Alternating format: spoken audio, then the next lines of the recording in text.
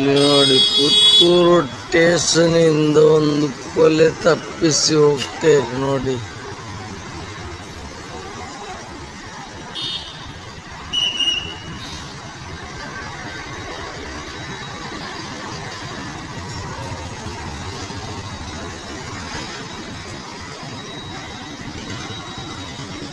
ಪುತ್ತೂರು ಠಾಣೆಯಿಂದ ಒಂದು ಕೊಲೆ ತಪ್ಪಿಸಿ ಓಡ್ತಾ ಇದೆ.